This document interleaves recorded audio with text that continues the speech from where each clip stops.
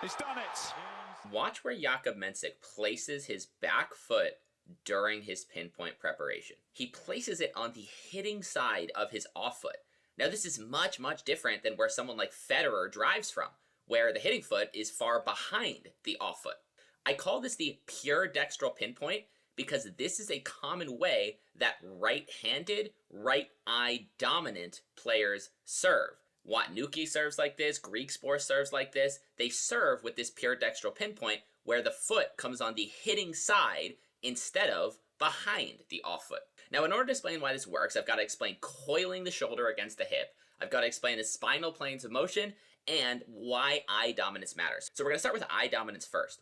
On the serve, really on any tennis shot, your accuracy is going to dramatically increase if you can see your target in peripheral vision. Your eyes have two kinds of vision. Foveal vision is your focus. It's what you're focused on, and it must be on the ball. If you actually look down here with your foveal vision, your focus, you're almost certainly going to mishit your serve. But even though your focus is up here, your periphery, out of the corner of your eye, if you can see the corners of the service box, it's going to be much easier to aim to them.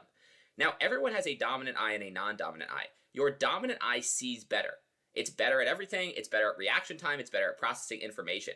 For players like Jakob Mensik, who are right-handed and right eye dominant, that dominant eye is in the back during this preparation part of the serve. And so through this whole process, the back eye needs to be able to see, at least out of the corner of the eye, the other side of the court. So that's actually quite challenging because you want to twist and twist and twist back. Right here, Roger Federer's chest would probably be facing the camera, but Jakob Mensik can't turn that far. He's only facing the side because that eye that's farther from the court needs that peripheral sightline. And so now let's talk about coiling and why the Pure-Dextral Pinpoint is Jakob Mensik's solution to hitting a world-class serve despite the Pure-Dextral restriction.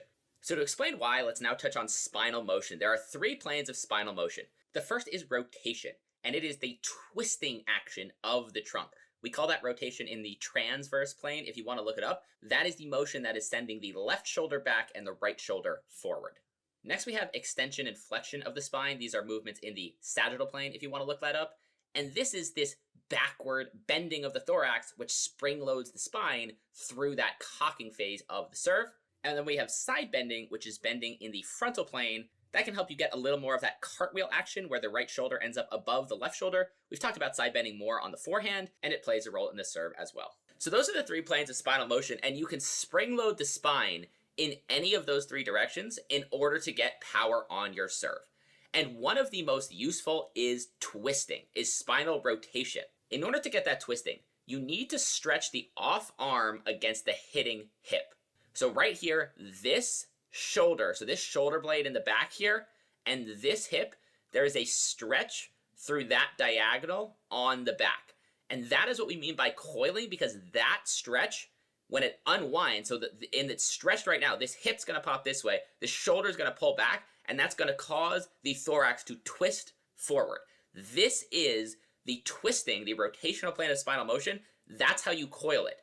The reason you want to keep your hips forward like this, if you're a Pure-Dextral player, is now when Jakob Mensik pulls this off arm across, he's still facing forward enough. If this foot were all the way back here, then the hips are now more rotated. And in order to stretch the upper part of the trunk against the hips, you would now have to turn way farther like Federer does, and now this eye in the back, your right eye, your dominant eye, is going to lose peripheral sightline of the court. And so that is why this is so beautiful, is that by keeping your hips open, you can stretch your shoulders against them without losing the court with your back eye. So why should you try this? Well, you should try this because what Jakob Mensik does with his left arm from here to here really, really, really helps like 90% of players' serves. So watch the left arm. So the toss is finished. Now, a lot of people think the left arm just exists to toss the ball. No, the left arm exists for leverage. It gives you leverage over the trunk, so you use it to prep the trunk during the prep phase of the serve. So right now, the left arm is going to go up, it's going to go right, and it's going to go back. You see that? So we toss the ball, and now this is not just momentum from the toss. This is active preparation of the trunk using the left arm as leverage. Up, right, and back. If you stretch the left arm this way, then it is naturally going to pull left, down, and forward when you serve, which is exactly where you want it to go. Let's watch through the cocking phase. See that? That left shoulder, that left upper left part of the thorax naturally pulls left, down, and forward because you did the opposite stretch here during preparation. So if you are a pure-dextral player, especially if your right eye is very dominant, there's a good chance you're not stretching like this because your brain internally knows you can't stretch like this, otherwise you'll lose the core. Try the Pure-Dextral Pinpoint. It'll keep your hips more forward. It'll allow you to recruit this highly useful left arm across, back, and up stretch, which will help you spring load that trunk and fire into that upwards rotation.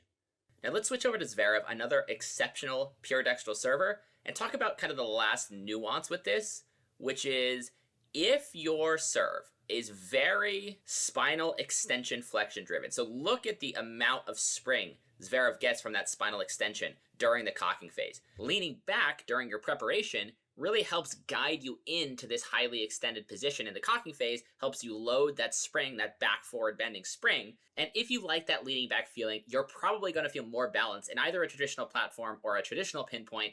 When you pull that foot all the way onto the hitting side in the pure-dextral pinpoint, you can feel like that lean doesn't really quite work. The last thing I want to say about this thoracic extension driven spring is that it is awesome and it's an awesome power source if you can get it, but some people feel like it kind of hurts their back. And if that's you, I want you to understand you can use rotation, rotate your trunk to power your serve and use less of this spring and still have an effective serve. And, you know, Alexa even jokes that it messed up her back. It's a great way to serve if you can handle it, but you can use a motion that on most people's bodies is less stressful by using the Pure-Dextral Pinpoint, yanking that left arm across your body and using that transverse plane rotation to power your serve.